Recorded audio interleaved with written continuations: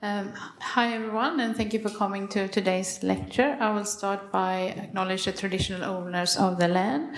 And it's a pleasure for me to introduce Professor Robert Medcalf today.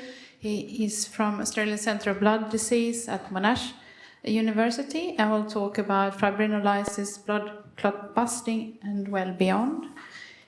He did his PhD over at University of Melbourne, and also stayed for a postdoc there, and then he went to Switzerland, to Lausanne, for a postdoc, and was there for around 7 years, is what I found online. That seems correct, he's nodding. And then he set up his own lab at Monash University. He has published more than 90 papers in peer-reviewed journals on fibrinolysis and plasminogen activation. He has been the chairman of the International Society of Fibrinolysis and Proteolysis, and he's now the Congress President of the International Society of Thrombosis Hemostasis Congress that will be in Melbourne next year, and maybe he'll tell us a little bit more about that. He has prestigious positions, editorial positions at Journal of Thrombosis Hemostasis and Journal of Biological Chemistry. And please join us. Thanks, Emma. Is this working? Yes? Oh, good. So thank you very much. I've been in Melbourne for almost all my life, except for the period in Lausanne that Emma mentioned. It's the first time I've ever given a talk at WeHi. In all these years, and I'm been around a long time and very glad to have come here at last. But mind you, I'm not that surprised I haven't been to WeHi because I'm not really into immunology, but I'm quasi into immunology, as you'll find out. I am into blood clot busting, which is classically referred to as fibrinolysis. So I know most of you may not have ever heard of it, or to varying extents, varying degrees you may know about it. So what I thought I'd do is just give you a little story about the historical perspective, how fibrinolysis came into being. Or with that darkness, I'm going to fall off that. And then go through things that have happened in recent times, which have really given us another perspective on how what the fibrinolytic system actually does, in addition to clearing blood clots. And then bring up a few surprises things that really surprised me, and actually were on 2 occasions in my career I've had 2 watershed moments because of the new paradigms that became apparent in this system, which I was completely unaware of at the time, and you'll see that momentarily. So, what's fibrinolysis? I mean, I've alluded to its clot busting, and you're going to learn about this word fibrin here, which is the structural scaffold of a blood clot. But before we get into that, how on earth did this even go off the ground? I'm going to take you back to 1893.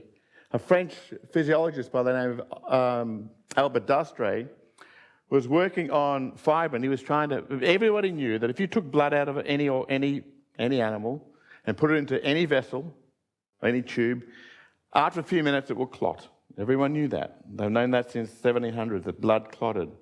But what people also observed was that spontaneously blood would slowly unclot and liquefy. This guy, Albert Dastre, was studying this structural molecule called fibrin, which really holds a blood clot together. And he was trying to figure out just basic nuts and bolts about fibrin, quantitation, how much is there, so on and so forth.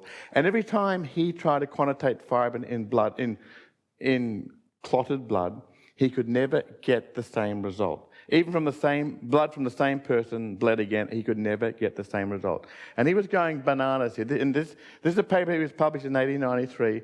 He was complaining about the problem that he had, that he could never get the same thing to happen. And he realized the longer he left the blood standing there, the less fibrin he obtained. And he came up with the conclusion that fibrin was slowly disappearing with time. And because of that, he said, this disappearance of fibrin, I give the name fibrinolysis. It's ground zero for the word fibrinolysis ever. People knew about blood dissolving, but the actual fibrin itself disappearing, this guy first described it. That was in 1893. Then people were wondering how on earth, what was the process that actually facilitated that in clotted blood? What was it, an enzyme system, or what was it? It took 40 years before someone made the observation that there's this bacteria called hemolytic streptococci that was causing massive bleeding problems in individuals who were infected with this bug.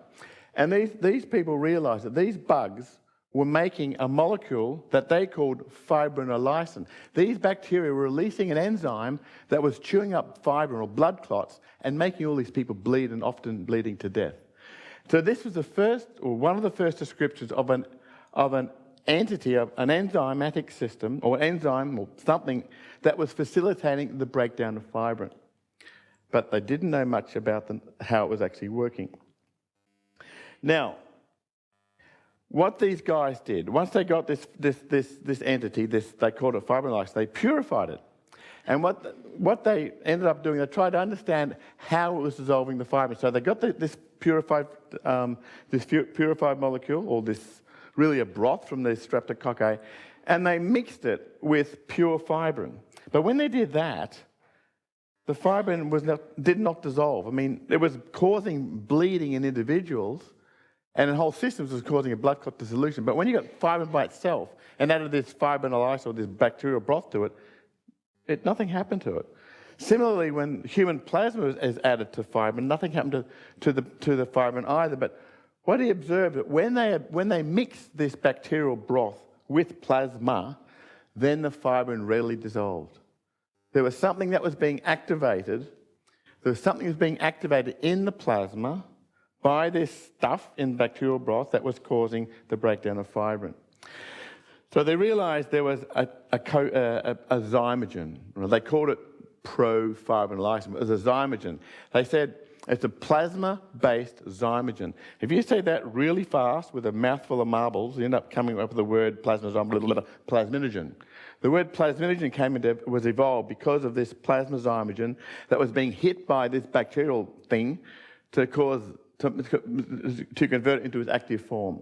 So that's where the word plasminogen came from. Plasma zymogen that was being activated by this bug-derived substance that was causing fibrin to be broken down and people to bleed. So I'll just go through a little bit of story time, right? So we're going back. I took you from 1893 to 1945 when they figured out this bacterial enzyme. With the clinical people in the world, in the room, may know that this bacterial enzyme was subsequently called streptokinase. And that was one of the first thrombolytic enzymes ever used clinically to clear blood clots. But it took, this is a bacterial-derived enzyme, right? I'll just ad-lib, don't worry, I'll figure something out. So they had this bacterial enzyme, but the world at the time weren't necessarily interested in the bacterial, what bugs were causing fibrin to bust up, break down. How were we doing it? What was our natural blood clot busting enzyme? And that took until 1947 until we found our own plasminogen, our own molecule that activated plasminogen into plasma. And that was described in tissue extracts that was made by a Danish guy called Teger Astrup in 1947, published in Nature. That's a slide you missed out on saying, never mind. And he called that, at the time he called it cytofibrinolysin. Really tongue-twisting words. That was the beginning of that was the first human-based proteolytic enzyme that was activating plasminogen into plasmin, to its active form plasmin and killing blood clots. That molecule, cytofibrinolysin, was subsequently renamed tissue type plasminogen activator, or TPA. And TPA became world-renowned in actually more from the 80s onwards, world-renowned for the main thrombolytic enzyme, main therapeutic used for removing blood clots for patients with heart attacks, and more recently with ischemic stroke. So I'm too scared to use this. Is this going to go bananas again? And I can't remember where I was up to. So we did that.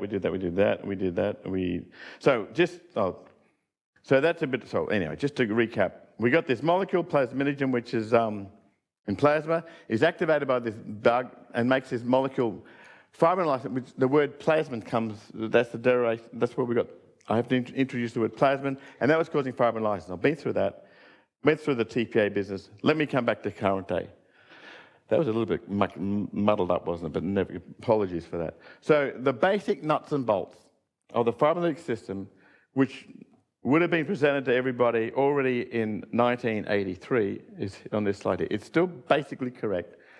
We have this highly abundant molecule in plasma called plasminogen. It's a concentration of 2 micromolar. We are swimming in plasminogen. We are loaded with plasminogen for reasons you wonder why we have so much of it. Now there are 2 plasminogen activators. One is called TPR, I mentioned already. That was the first one described in 1947. Another one came up described in 1952 called urokinase. It was actually found in urine, hence the name urokinase. So you have 2 plasminogen activators that were working together to activate plasminogen into plasmin. And both of these molecules were subsequently harnessed in the treatment of various thromboembolic complications, as I mentioned earlier.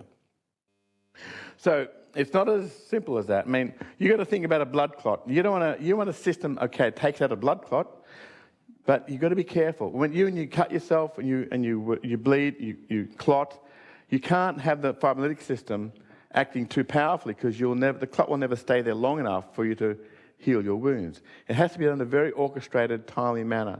So the system's really exquisitely tuned. So the first thing, what drives the system, what activates the system in the first place?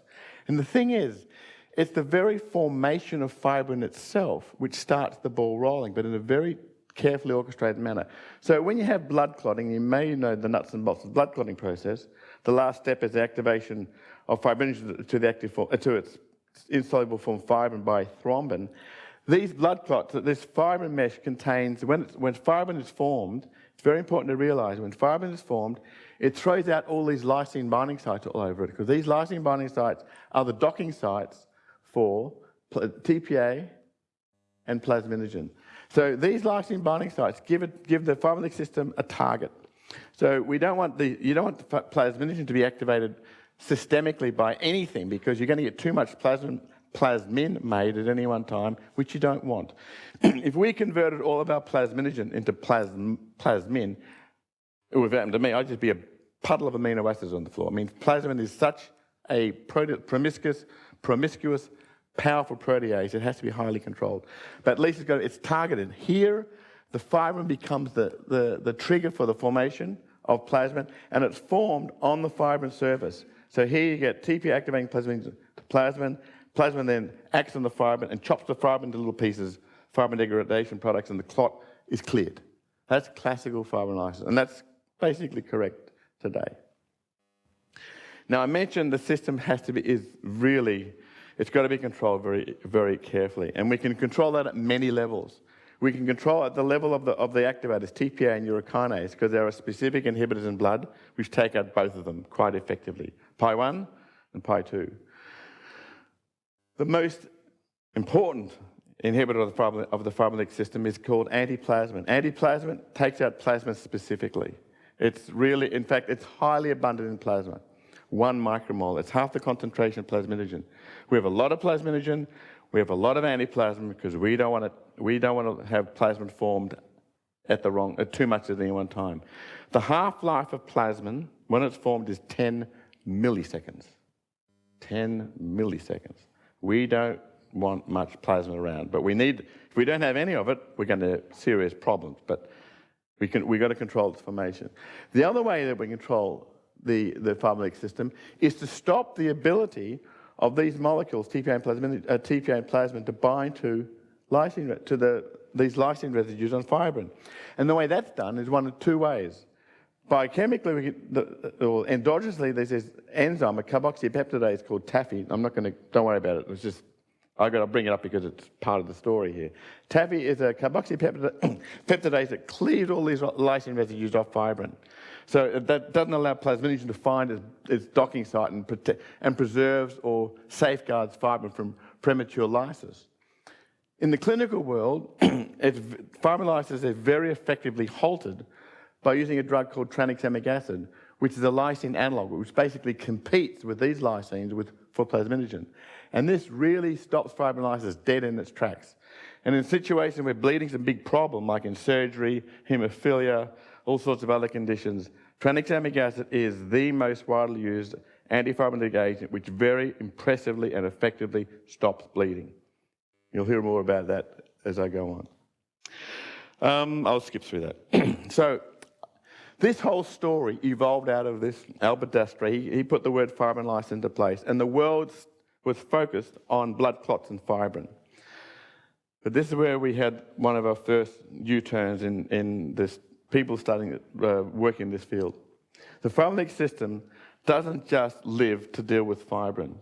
It's much more broadly scoped than dealing with fibrin, and I'll show you some examples here.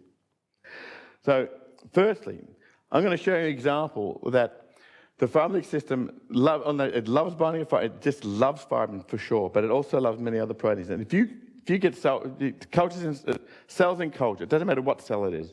This happens to be a neuron, but it could be any cell. If you label TPA and just put it onto cells in culture, you'll find, here's an example of cells in culture. Here's an example of a perfectly happy little cell, a neuron, happy cell. Here's a miserable cell, dead as a doornail, dead neuron, just a dead neuron. If you add TPA to these cultures, what you find is that TPA binds impressively to the dead cell, but doesn't touch the live cell. It really, really impressively targets something in the dead cell. It's not fibrin, there's no fibrin there, it's something else. So this is a surprise. It's been known for a while that TPA bound to dead cells, but the nuts and bolts of it weren't really clear. Interestingly, plasminogen, which is the substrate for one of the main substrates for TPA, also binds to these dead cells. And this is, believe me, these are what plasminogen's binding. These white things here is plasminogen binding to dead cells. So we have the protease, the activator, both wanting to recognize something in the dead cell, which isn't fibrin. And in doing so, that dead cell is lyzed. It's turned into little fragments. It's completely hydrolyzed, broken down. This process of TPA and plasminogen binding to these, whatever they are, in dead cells, was also completely blocked by this molecule, by this lysine inhibitor, tranexamic acid. Remember, tranexamic acid was used to compete with the lysine residues in fibrin to stop plasminogen and TPA binding there. Here we find that the very same molecule does the same thing by stopping TPA and plasminogen binding to something else, which isn't fibrin, in a cell. So that led a lot of people to realize that, where's this here? A lot of people to realize that the binding site of TPA and plasminogen to these substrates is not amino acid sequence dependent. It's some structural element which has lysine as a key feature to it. And it's a structural determinant that was providing the binding site for these molecules to assemble either on fibrin or whatever it is in the dead cell, and in doing so, create plasma locally on the surface of this particular substrate and clear it. So, what's the binding? What's in the dead cells? Well, we found out in 2012 that when cells die, it goes through this amazing implosion, a lot of biochemical implosion where cells basically aggregate in such a way to encapsulate themselves and stop and minimize release of unwanted proteins into the circulation. But these proteins, when they aggregate, were presenting these lysine residues, just like in fibrin. And we found a cross-beta structured proteins, and we identified most of them the main ones being tubulin and actin. The most abundant proteins almost the most abundant proteins in cells were the substrates, were the targets for the fibrinolytic system. So we use the word fibrinolytic, thinking, well, it's really a misnomer now. It really should be use another term, because the word just thinks we're just dealing with fibrin, but we're not. We're dealing with a broad range of other substrates. So we now reposition the fibrinolytic system. Let's call it the plasminogen activating system, for want of a better term. This is what I described to you: classical interaction with plasminogen TPA binding to fibrin, but in fact, it's hitting misfolded proteins widely. It's not just misfolded proteins. They had these lysine residues, but also prion proteins and beta amyloid. They all have it. They all bind to TPA and plasminogen. They all make plasmin, and they are hydrolyzed as a consequence of that interaction. Right? So, and they're blocked by tranexamic acid. So look at this. Fibrinolysis, I would think, it's better viewed as a general means to remove unwanted proteins, of which fibrin is just one of those examples. We started on that train of studying fibrin only because we never left the blood. We didn't think we had to. The people at the time were just locked into that area. didn't get outside the box, and really it's a much broader acting system than what any ever realised. So if that isn't enough, the whole system is not only dealing with proteolysis, but these molecules, plasminogen, TPA, urokinase, and many other components of this system also have cellular binding sites for them on various cells, particularly plasminogen. And there's at least a dozen receptors on most cells in the body that harbour receptors for these components. And what these receptors are doing are allowing localized plasma to be formed on the cell surface. That's providing signaling. It can provide a signal to the cell. And in metastatic cancer, a lot of these, the way that cells can move from point A to B for the metastatic movement, it's reliant on the ability of tumor cells to generate localized cell surface localized plasma to allow them to move forward. Right? So this is another component of the fibrinolytic system. So we've got fibrinolysis, classical fibrinolysis. It's genuine, it's still important. We have removal of misfolded proteins, we have cell surface activation and cell surface plasma generation signaling. And then there was something else. And this something else is what really threw me bananas when it became apparent to me in the year 2000. So here we have an enormous, a very important role of this system in the brain, where there's no fibrin. Under normal circumstances, your brain will never see fibrin. If it does see fibrin, you're in deep trouble. But normally, there's no fibrin. And why, you might ask? So the brain story. So this is a really cool situation. People would never, I mean, it was already a bit of a leap of faith to look into the misfolded protein areas when, at least it was sort of basic protein biochemistry there, but why go into the brain? Well, one thing strikes me, I found relatively recently. This guy here, his name is Paul Fantle. He was deputy director of the Baker Institute in Melbourne in the 40s and 50s. And he actually published in 1950 that he could get fibrinolytic activity in brain extracts. And no one really realized at the time what the relevance of that was, but it was there. We already had some early evidence that the fibrinolytic system had something to do with in CNS, but in what capacity, nobody knew. And by the way, this guy here, Paul Fantle, he was also the guy that was credited with the discovery of coagulation factor 5, discovered here in Melbourne in 1948, this guy, which a lot of people have forgotten about. So the later brain story, and this has got a bit scary. So really, it was almost serendipitous that latter-day scientists started even looking at CNS biology in relation to fibrinolysis. And this is, 2 papers were published in Nature, which really were a bit scary at the time. Well, the second one was, at least. Firstly, there's a link that brain TPA was elevated in the CNS and linked to seizures and kindling and just sort of convulsive conditions. But this one here was a bit of a scare. Excitotoxic-induced neuronal degeneration seizure mediated by TPA. That's a very complicated title. Nuts and bolts, if you were killing a neuron with glutamate analogues like, well, there's glutamate, canic acid, NMDA, or just glutamate, that process did not work if TPA was absent from the animal. TPA knockout mice were resistant to this form of neuronal injury. And that was quite alarming at the time, for a reason I'll reveal in a few seconds, but TPA was driving a very damaging process, and they wondered, what on earth is that there for? So,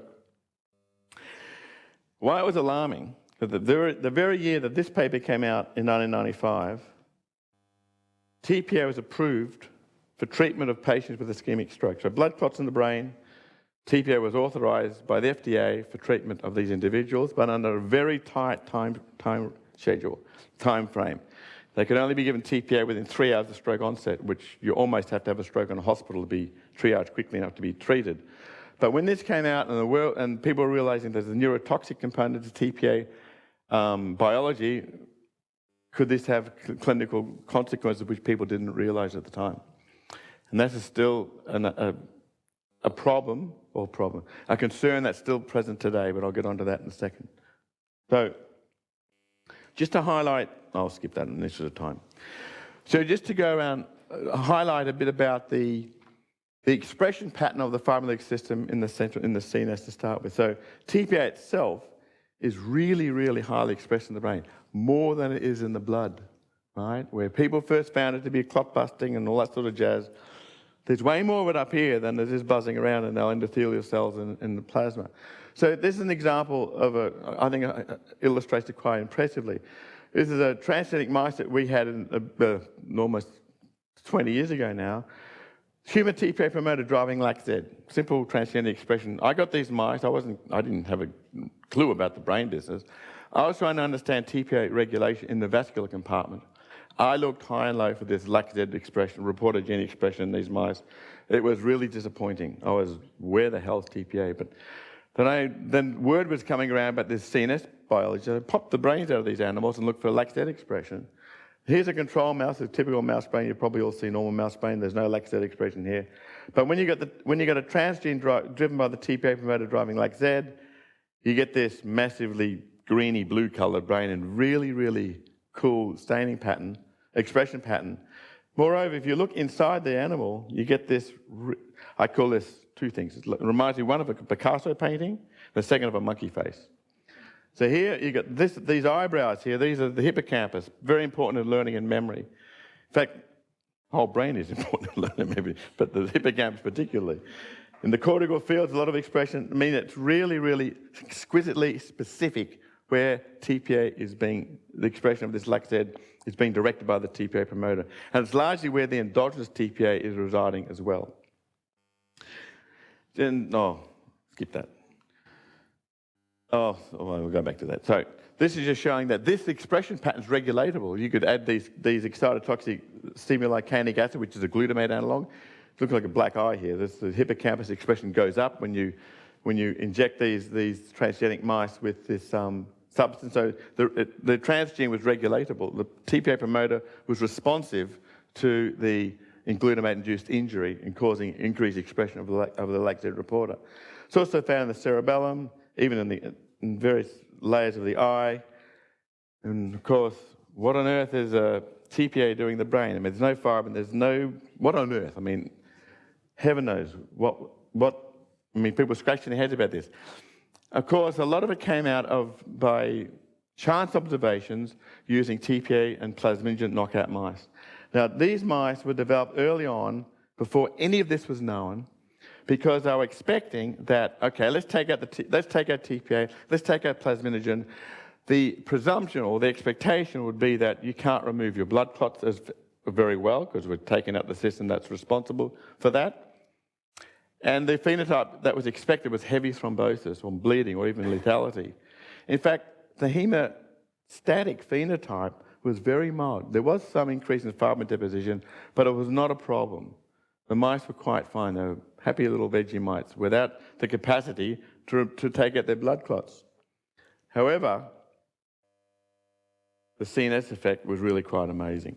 So here's a few things that have come out over the years. So in the absence of TPA, they realised now that, based on the absence of TPA, they realised it was important in controlling multiple forms of synaptic plasticity and memory. Remember, it's loaded in the hippocampus, which is involved, everyone knows that's a place important in the brain for learning and memory.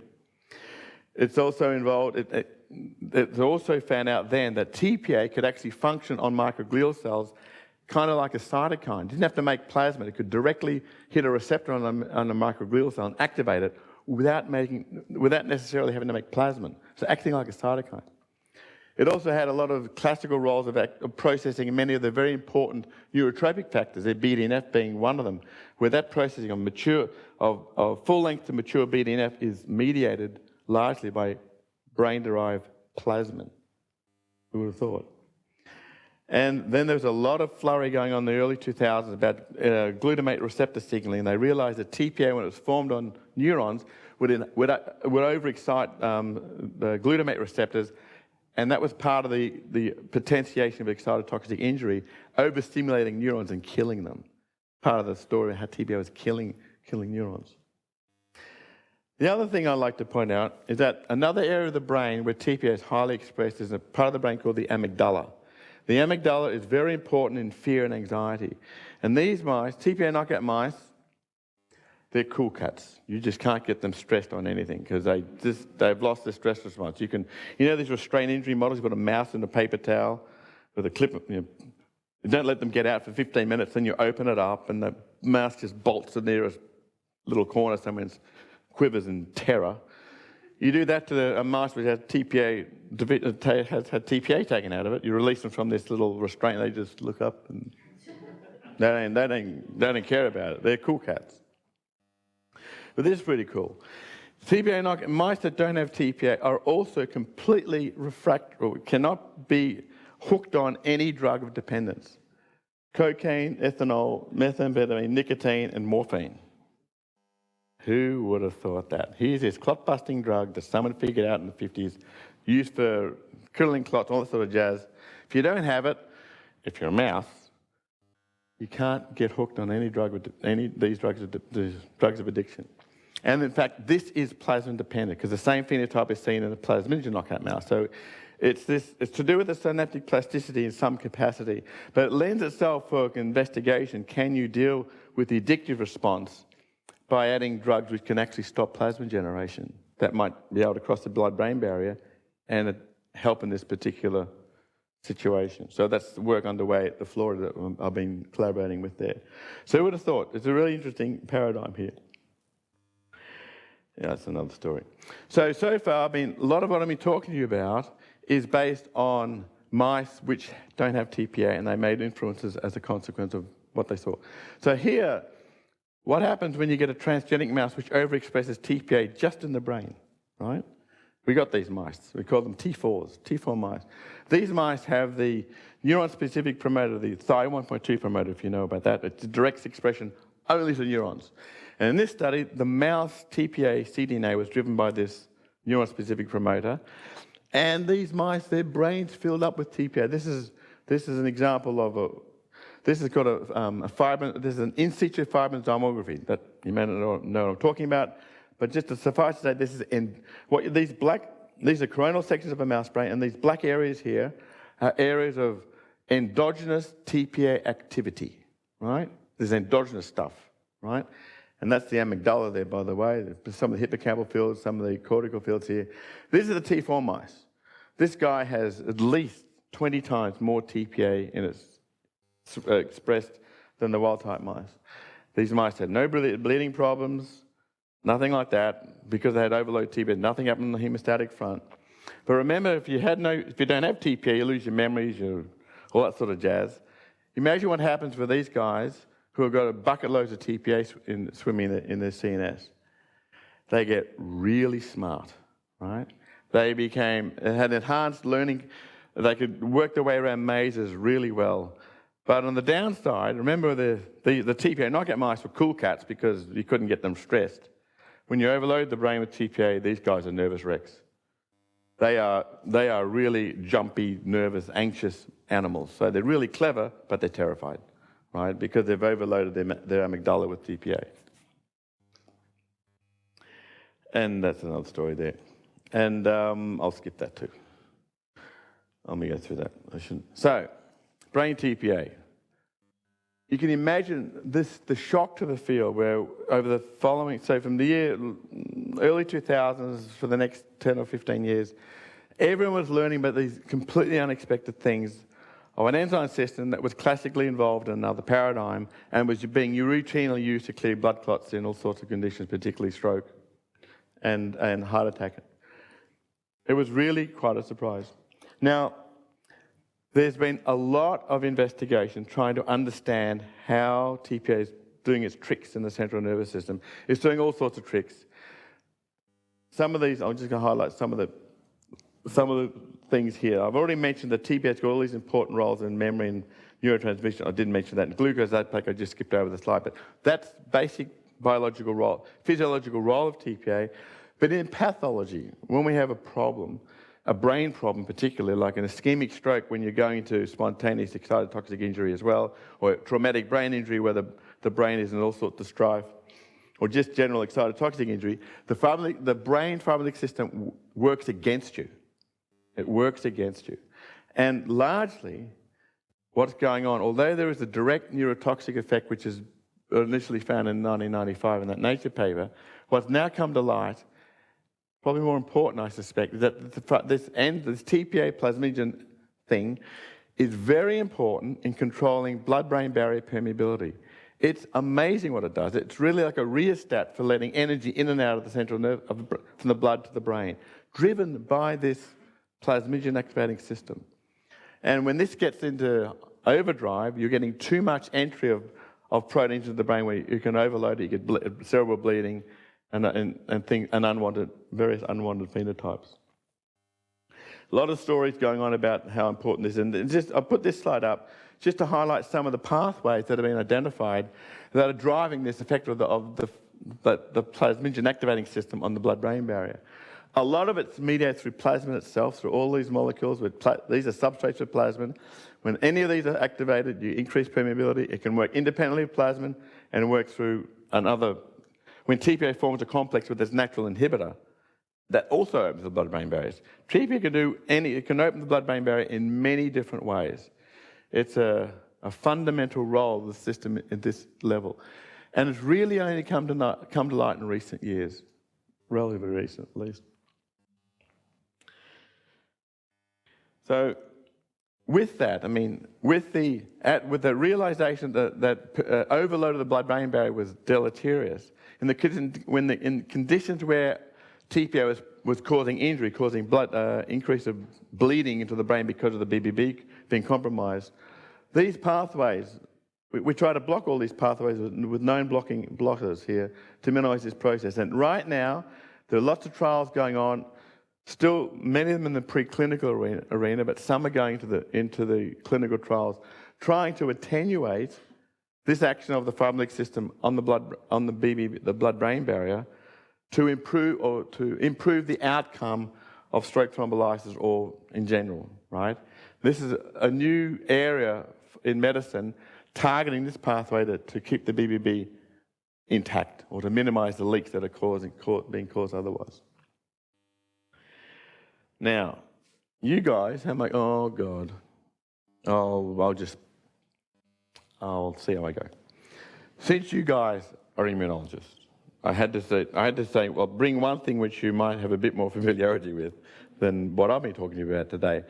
And just to remind you that probably the most recent finding of the impact of this system in physiology is on the immune response.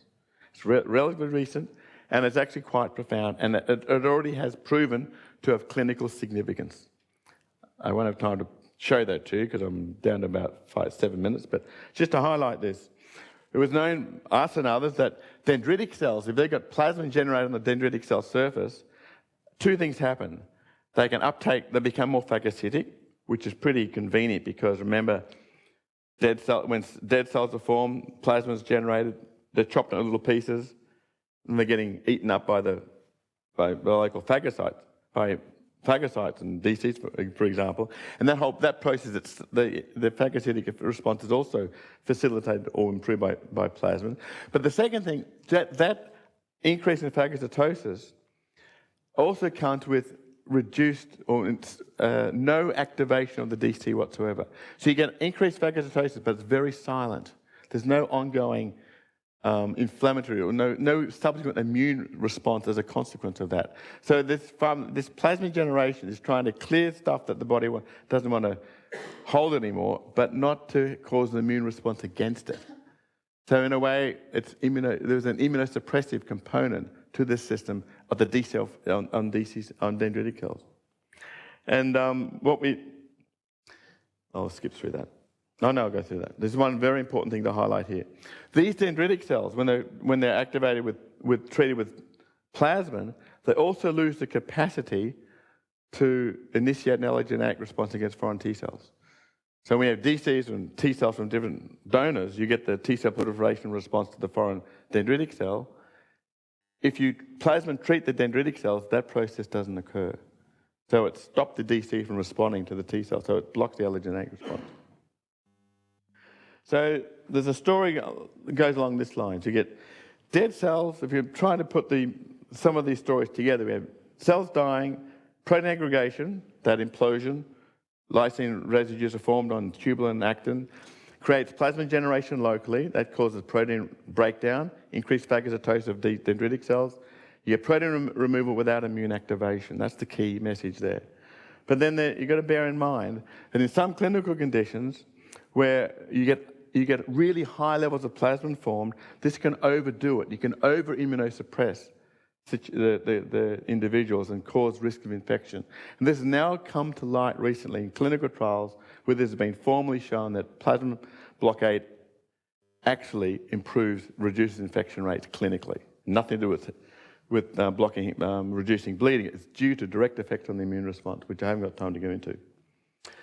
And that's just what I just said then. So, the diverse reach of the fibrinolytic system. This guy, Albert Dastre, he got the ball rolling, but he kept it in one compartment for about 40 or 50 years. In fact, more than that, 60 or 70 years. We now know that the system is very broad. I mean, fibrinolysis is a bit of the wrong word. We just call it the plasminogen activating system, or garbage disposal, activate, or whatever you want to call it. But it has lots of things are going on with the system. I mean, the focal point is still plasmin, largely plasmin, has all these effects. CNS, I've mentioned some of them. I've touched on metastatic tumour metastasis and the immune response, misfolded proteins. I think on the wound healing, tissue repair, in fact, that's a good one. If you don't have plasminogen, you do a full thickness wound on the back of a mouse, those wounds will never heal. Never. You reconstitute with plasminogen, the wounds will heal. It's very important, that process as well. And of course, fibrinolysis is still important, it's still clinically relevant, but it's only really the tip of the iceberg of what the system is. Now, I burnt my time. I'm going to just bounce through the last few stroke things. Oh, I've got to show you this one. A book was written about TPA. Look at this. TPA for stroke, the story of a controversial drug. Now, I didn't get into the clinical side of it because they were the slides I skipped over. But if there's ever going to be a movie made on this story, I want to be in the movie, right? I want to be in the movie. And I'll go through that. And with that, I'll just say that's the team I've been working with. Dominic Dracters and Barry Niega, major contributors to some of the things I've spoken about today. And I'll let you imagine what the hell that is. And with that, I'll say thank you for listening to me.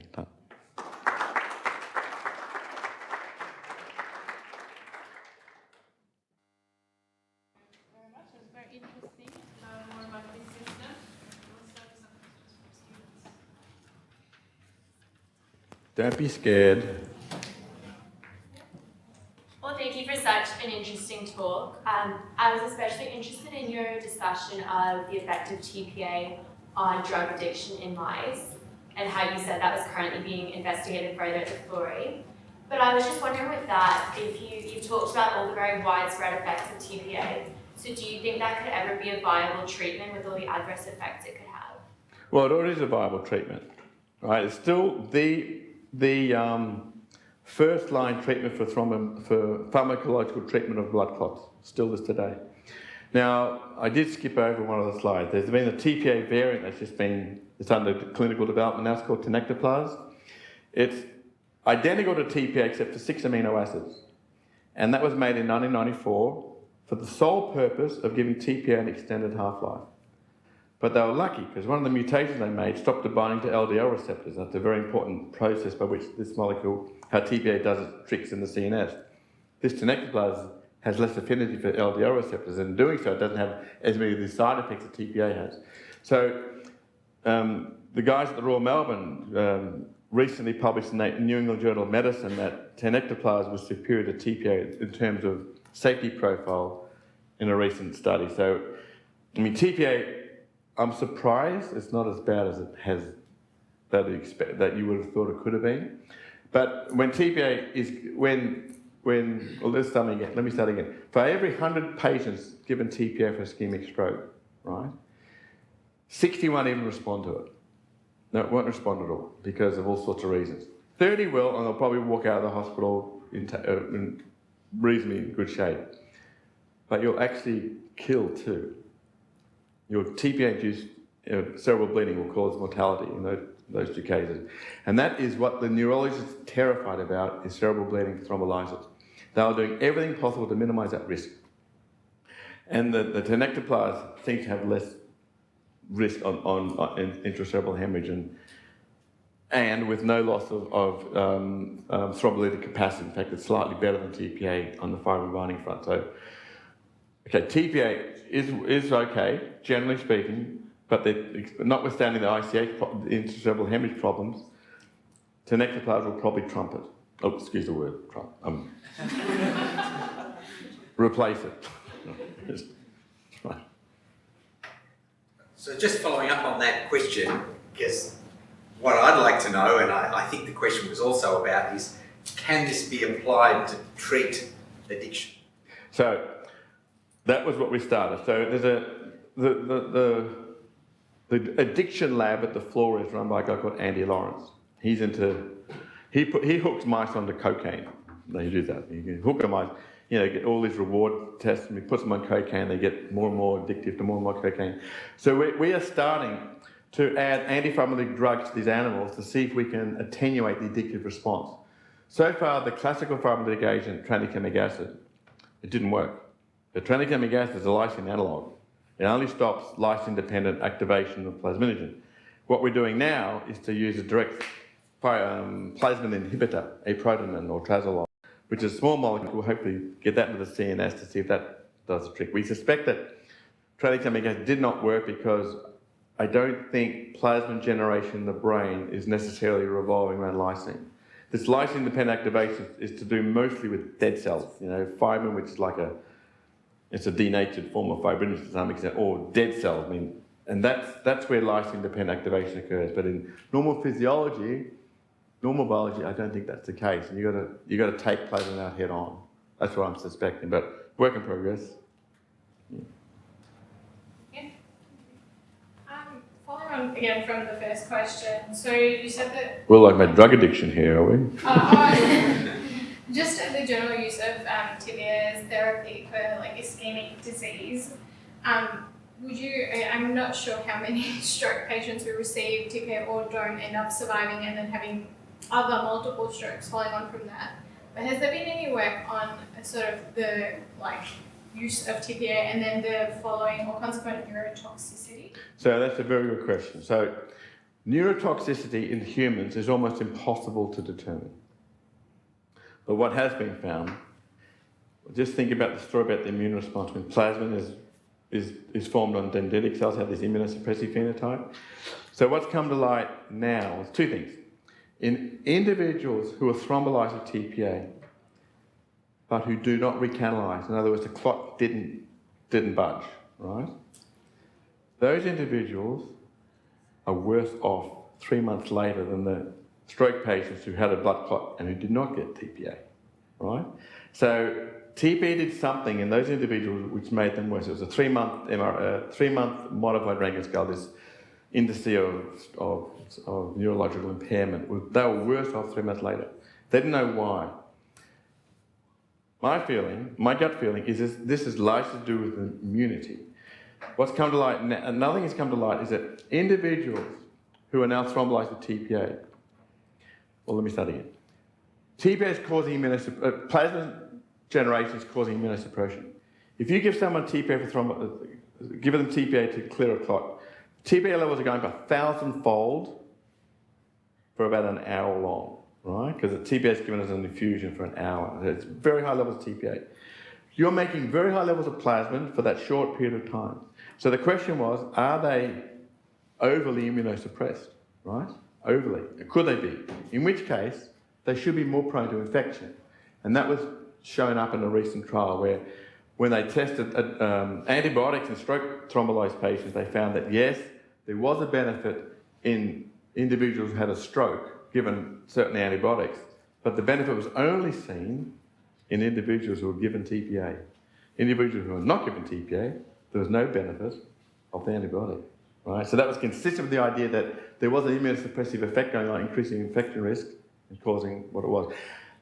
That observation with the 3-month, the worsening outcome in patients who did not respond to TPA, whether it's due to an infection thing remains to be seen, but I think the arrows are pointing that's got something to do with it. But there is a negative signature to patients who, particularly if they do not recanalize.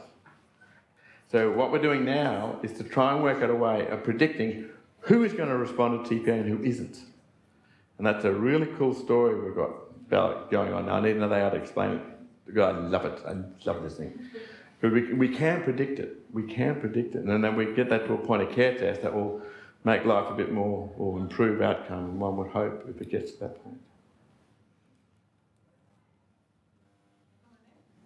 How well do we understand what structures plasmid recognises? You mentioned that lysine might be important, maybe not in the brain. So the actual structural determinant hasn't been figured. The protein structural elements. Hasn't been figured out. Has not been figured out. It's only been recently realised that the structural element. I thought it was a sequence, but when they realised tranexamic acid could block binding no matter what the substrate was, it was nothing to do with amino acid signatures. That's why the structural thing became apparent. We don't know what this. I don't know what it is. I don't think anyone else does either. Question over there? Yes. You mentioned a lot about the effects of TPA. What about UPA? Oh yes, well UPA, urokinase it actually has a CNS phenotype as well. It also has a phenotype that's linked to the addictive response also, but its expression pattern is very different to TPA. Urokinase is mostly extravascular. It's more cell-based in signaling through. Urokinase works. It activates plasminogen to plasmin like TPA does, but it does it without any reference to lysine interaction. It does it independent of any cofactor. Like TPA preferentially activates plasminogen when it's on the fibrin surface or when it's on the misfolded protein surface. It binds to plasminogen, activates it better on that substrate. Urokinase doesn't care. It just activates it whether it's in solution or bound to its substrate willy-nilly. But urokinase is more extravascular, and it's involved in that metastatic story about moving plasma generation, facilitating metastatic spread. That's mostly urokinase mediated, right? But urokinase has a very important signaling role, possibly even more than TPA in other contexts. So there's another urokinase universe, which you go to conferences that I go to, half the conference talks about urokinase and metastatic cancers and blah, blah, blah, and every cell signaling pathway you can possibly imagine, and the rest go TPA and brains and stuff. But it's still a very active area, but it's urokinase in the blood doesn't have the same role that TPA doesn't have in the blood. In the brain, a little bit of overlap, but it's mostly TPA CNS based. In the extravascular compartments outside the brain, it's mostly urokinase.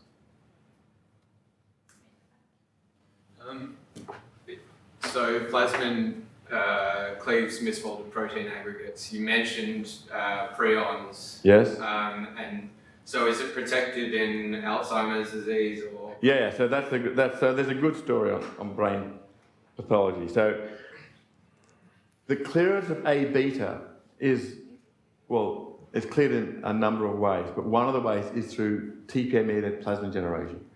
Now, in humans, as we get older, our TPA levels drop in our brain. If you have if you get an Alzheimer's mouse, for example, right, and you cross that mouse with, those presenilin, I can't remember the name of these things. You cross these mice with a TPA knockout mouse. TPA knockout mouse crossed with an Alzheimer's mouse. It's a lethal phenotype. Lethal phenotype. So there's pretty solid evidence that the brain biology in clearing A beta is a genuine observation, and that trying to work out ways of can you deliver molecules like TPA that can help come into that biology without triggering all the other things that it's doing, open the blood-brain barrier, driving neurotoxicity, all that sort of jazz. So can you separate them? Remains to be seen, but the concept's plausible. Is it? Yeah? So I see with the TPA overexpressed mice that they have The nervous Rex. neurological behaviours. Do we see like heterogeneity in human populations in expression in the brain, and do they have a similar? Well, that's a bit hard to measure brain TPA in a normal population, so I don't know the answer to that. But I will tell you one other thing though. There is enormous heterogeneity in blood on the capacity to make plasmin in response to TPA. It's enormous. Like the clinical people, if you got a stroke or a heart attack and they give you TPA, there's an assumption that everyone makes the same amount of plasma. It's not the case. Enormous variations. Some people don't make any, some make a lot. And on that basis, we're trying to come up with a test to predict who's going to respond and who isn't based on the capacity to make plasma. So brain variability in healthy people, I don't know. No one's actually tested, but I'd get a bit of brain. It's a problem. But in blood, yes, quite a big variation in plasminogen generating capacity in blood, that's for sure. We have another seminar. So join me to St. Robert for this very interesting seminar. There will be lunch with the students.